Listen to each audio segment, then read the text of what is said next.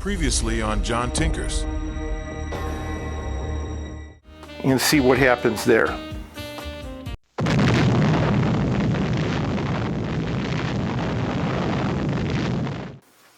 Guess what? I was running some off-camera tests and I released the magic smoke in the Tinker Lab.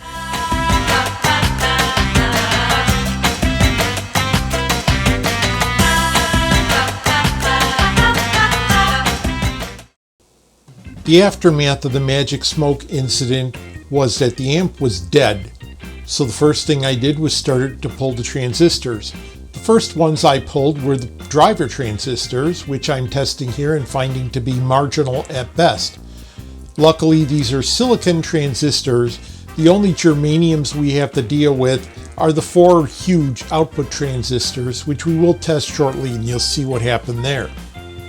Here is a mushroom-shaped transistor. These are the 2 pre-drivers that work closely with the drivers in order to bring the signal up to the level it needs to be for the outputs to produce the rated wattage.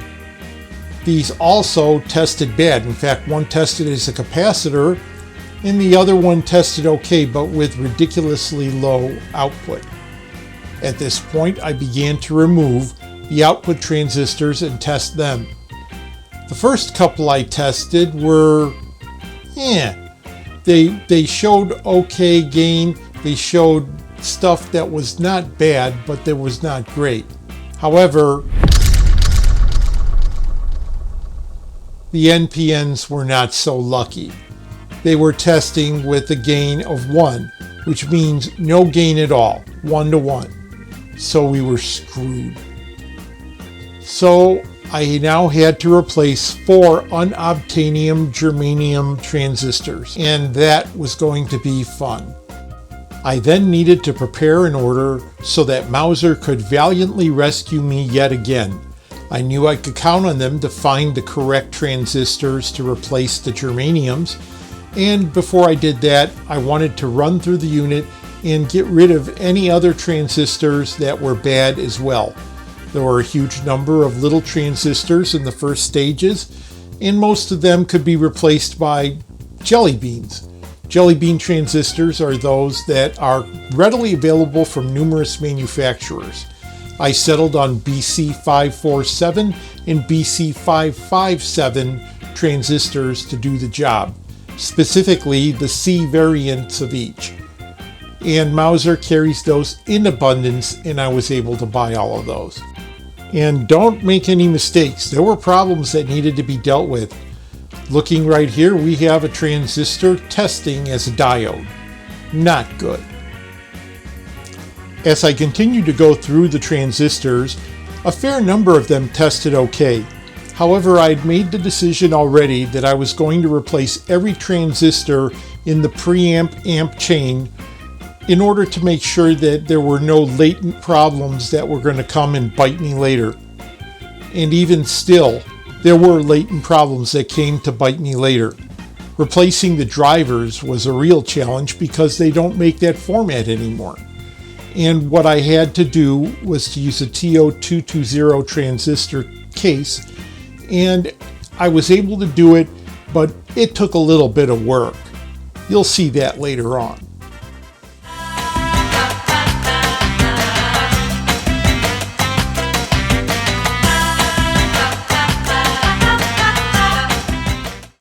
Back into the Tinker Lab we go to attempt recovery. I contacted Mauser, and what we found is that we could replace the NPNs with 2N3055G, which is a very common output transistor for NPN. PNPs were MJ2955G, which is also a common thing. For the driver transistors, which we cannot get in a TO66 form factor anymore, we're going to get the MJE15031G. That transistor comes in a TO220 package, and that's going to require me to do a little bit of creative work with both the heatsink and with the pinouts, but that's something we should be able to do with ease. I measured out all the large output transistors so that I could compare gains and try and match them up as best as I could. Luckily, we came up with a bunch of transistors that were very closely matched. So although we did match as closely as possible, any pair would work with any other pair. We were in great shape. I bought 10 of each and I only needed 2 of each, so I've got a boatload of spares laying around for the next big project. After all the measuring was done, I began to install the output transistors. Keep an eye on what I'm doing here. Maybe you'll spot my screw up.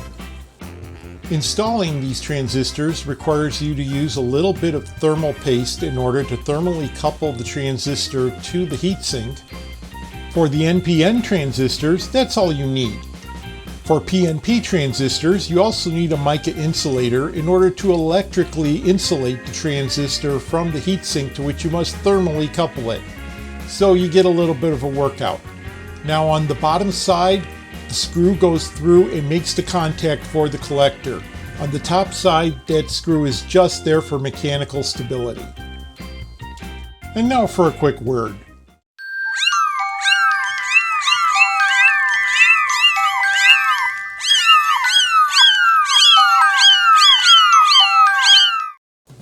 At this point, I needed to replace those driver transistors with the new TO220 style case, and that required a little bit of work. In order to make this different package work, I needed to bend the legs to fit the printed circuit board and to put them into the holes that were already there for the other transistor package type. To make this work, I needed to bend the legs to fit into the holes that were already there. That I was able to do with just a little bit of coercion. As you can see here, they fit in. I do have the collector leg sitting out on the second transistor, but I was able to figure it out and get it bent in. That solved half of the problem that we had to deal with. Now for the fun part. Magnavox used the case and the heatsink for the driver transistors to bridge a gap in the connection, and because of that I need to put in a bodge wire, and this is what you're seeing me do right here.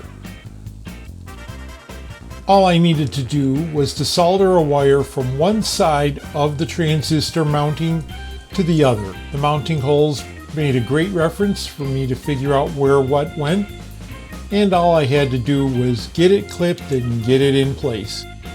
And for the second driver transistor, it was simply a rinse and repeat, and we were done.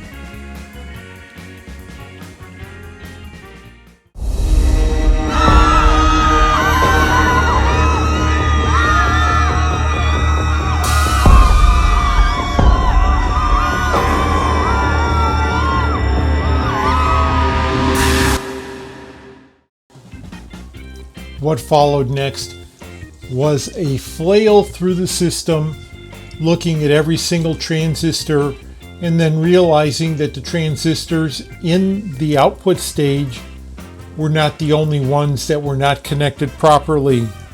The drivers had a pinout in the datasheet that did not match the pinouts of the transistors themselves. Finally, even though my transistor tester said they were correct, I did a good old-fashioned diode test and found out that they were not. So that was fixed. After that, I did a couple of other things. We replaced a bunch of resistors that had basically drifted way high, and that brought the unit's bias out of control.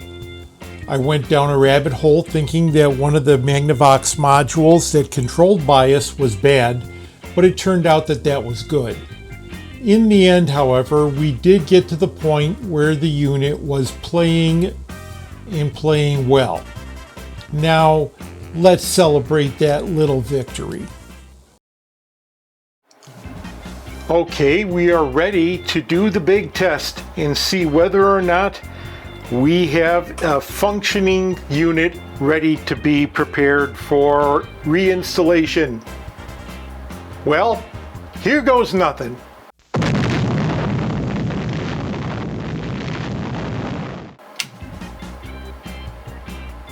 That looked nice and safe. So I'm going to set up a song and I'm going to let you watch it on the scope because that's a lot of fun. I'm going to do a royalty-free song. And we are about to play a little bit of royalty-free music just to show how well it works. So let me pick a song and we will get busy.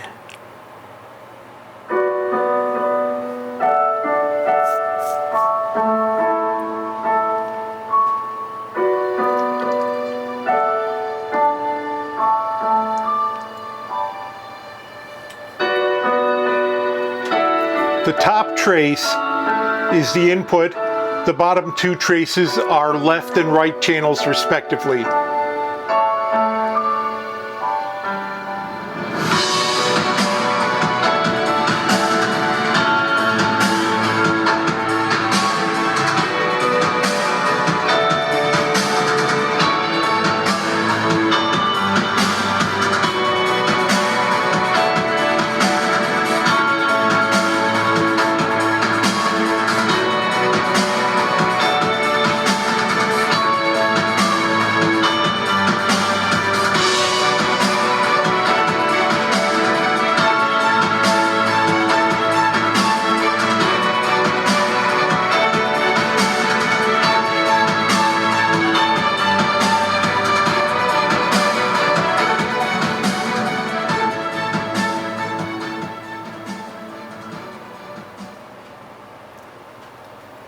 And it is working and working beautifully.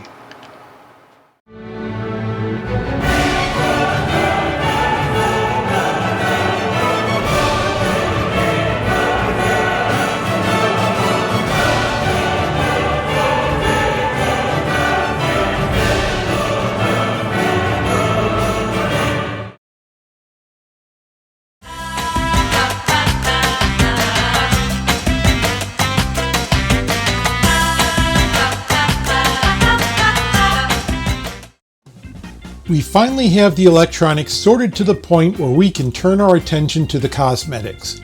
As you can see, the backplate on this particular unit is pretty dingy, and it's sort of hard to get clean because we've tried. Both dust and grime have gotten stuck in the little textured pattern back there and have left it cloudy and sort of ugly. To that end, I bought something called Novus PK. A link will be included in the description, and I will be using that to clean off the gunk and to shine that up and make it look like the day it rolled off of the factory floor in South Bend. It's a 3-part solution. The first part is called the heavy scratch remover, and we don't need that.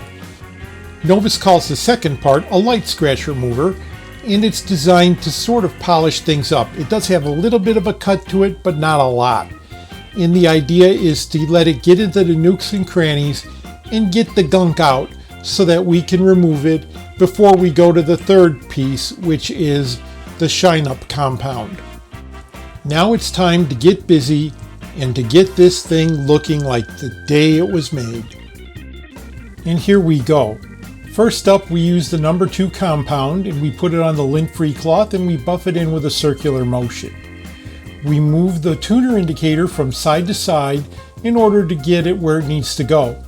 The holes where the meter and the stereo light go have their immediate equipment removed, and as you will see, as the compound dries, and you can see it dry pretty quickly here with the sped up video, it gets cloudy. The same way that if you were to put wax on your car and wait for it to dry, then it would have to be wiped off. We're in exactly the same boat here. So I have some special swabs that are covered with a lint-free material, and I put water on them, distilled water, and I started to clean. And the end result was that it started to lift up the gunk and get us into a position where we could go to the next step. It took more than one pass, and I had to move the tuning indicator from side to side in order to get access to the area that I needed. After a few repetitions of this, things started to look pretty darn good. And this is even before we applied the shining compound.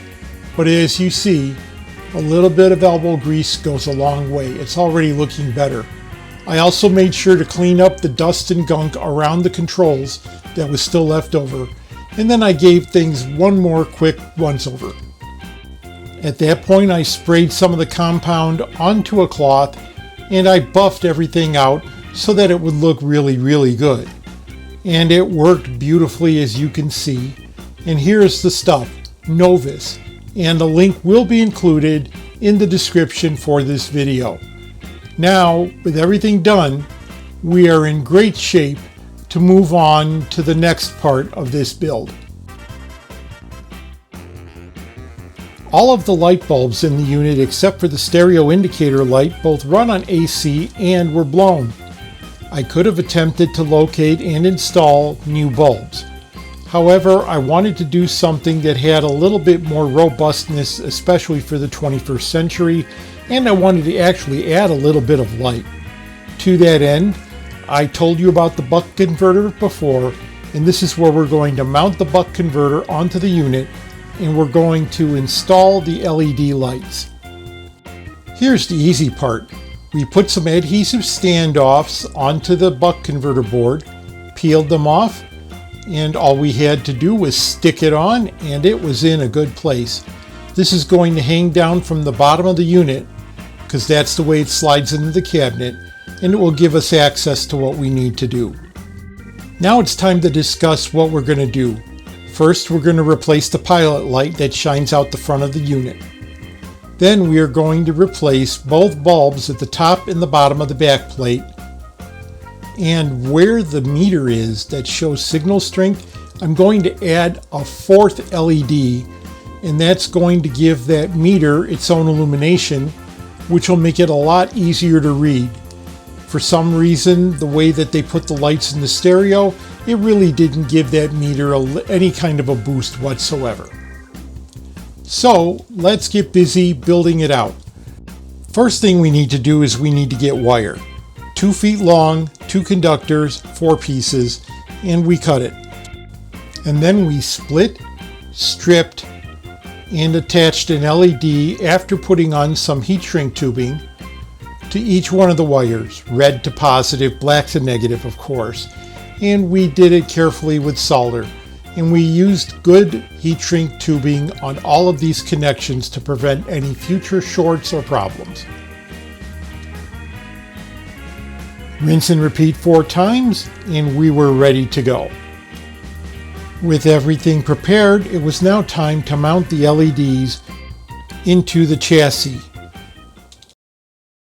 In order to mount the LEDs in, I used the original bulb holders. I clipped off the wires, and into the place where the bulbs went, I inserted a length of short plastic tubing, 1/2-inch plastic tubing, cut to about 20-21 millimeters long. Into one end of the plastic tubing, I inserted one of the chromed metal LED fixtures that I used in the transistor tester project. That gave me a stable, solid base into which to insert the LED and to keep it in a place where there was something to reflect its light into the correct place. After that, all we needed to do was to put the plastic tubing into the fixture, friction fit, and in order to put the wires out of it, we would just simply cut a slot in the side and run the wire out of that slot.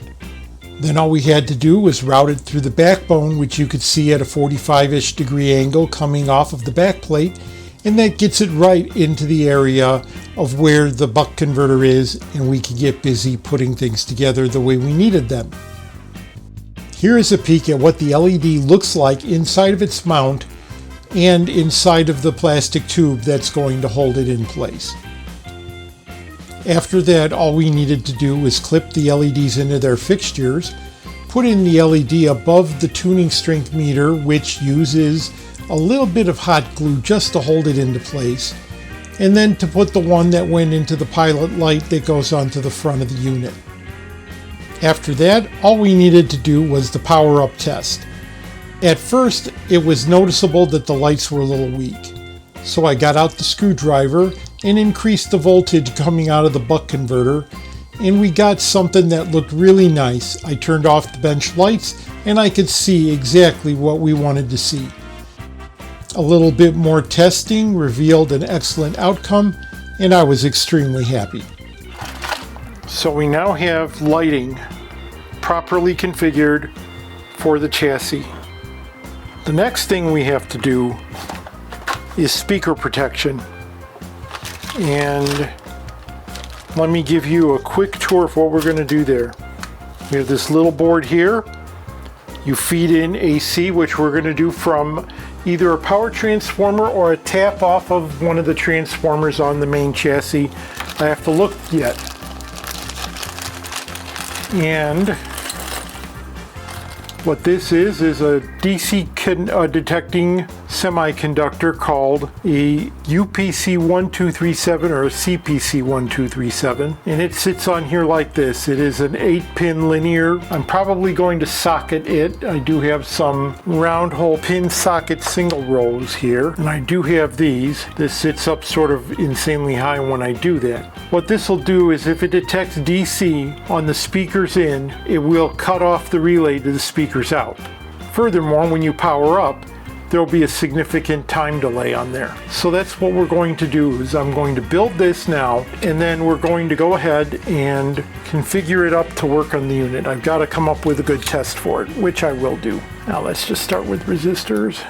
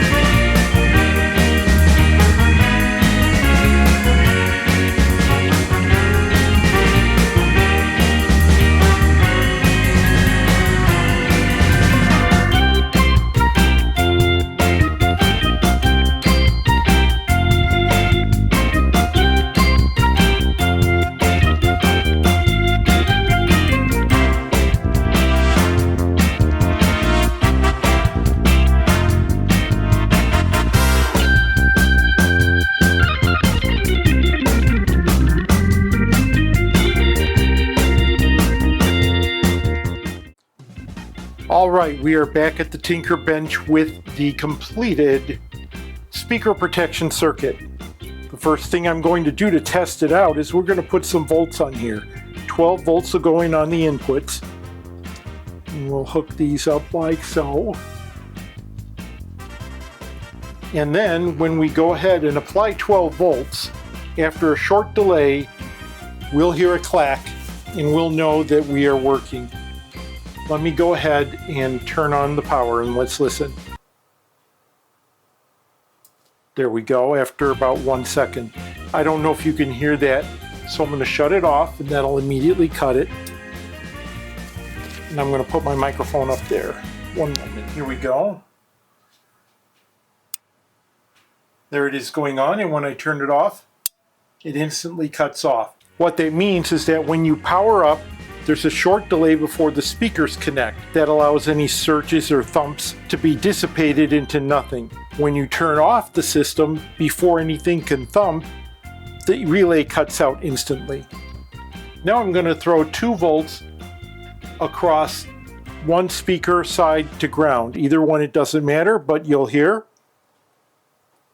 As soon as we do, bam, the relay clicks out. There it clicks back in after a few seconds. Let's do this side. Same thing, and it works perfectly. Now, I have my continuity tester. We'll go from in to out, and we'll get a beep. There we go. And now let's put power to this. And as soon as the DC kicks in, bam, we take it off. Second later, continuity is restored. So that's how it works. It goes ahead and provides an interrupt when DC is detected across either speaker lead to ground. And when it is turned off for power, it also cuts off the speakers. And when you bring it up, it immediately starts counting down a timer which is controlled by this little capacitor right there. And then it will kick the relay in order to close the contacts for the speaker. This will be connected to an AC transformer, which will be put after the power switch but before the transformer that controls the main chassis. That way, the transformer will get juice at the same time that the system does, and this will kick in after the time delay and give you protection. And we'll get rid of the thump and everything will work beautifully. So that's really all I needed to show you with how this works. And when we put everything back in, you will see me install this into the unit.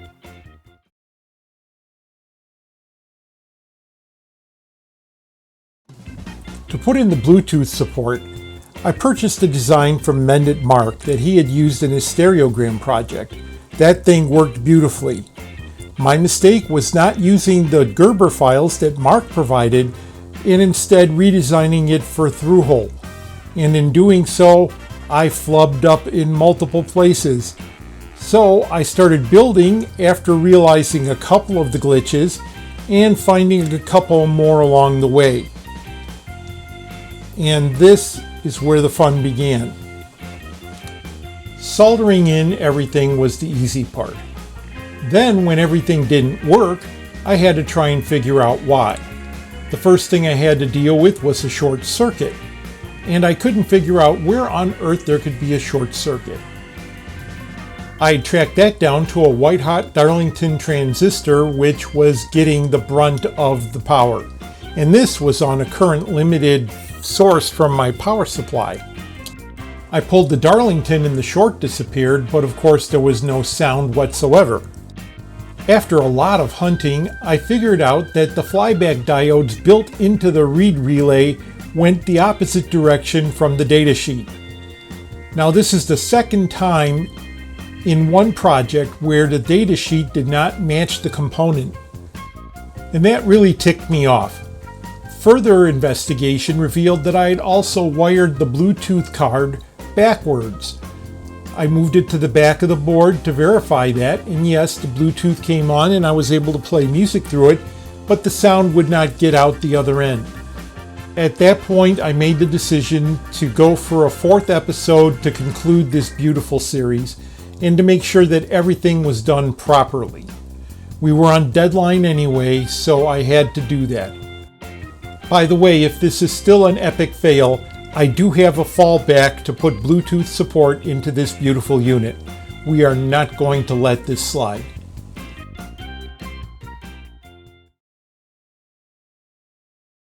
Coming next episode on John Tinkers.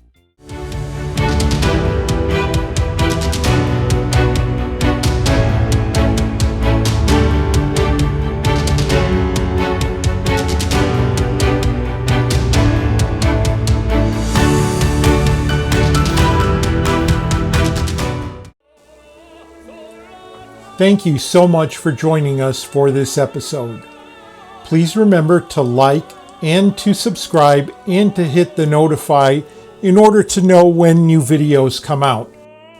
We also ask you to please visit our merch store at shop.john-tinkers.com, where we have a boatload of fun swag. Finally, I ask you to join our Patreon page. That gives us the ability to keep in touch with you and to keep you abreast of the developments that are going on with the channel. There is a free level and I'm happy to have you there. Again, thank you so much for watching. May you have joy unspeakable and full of glory and the peace that passes all understanding.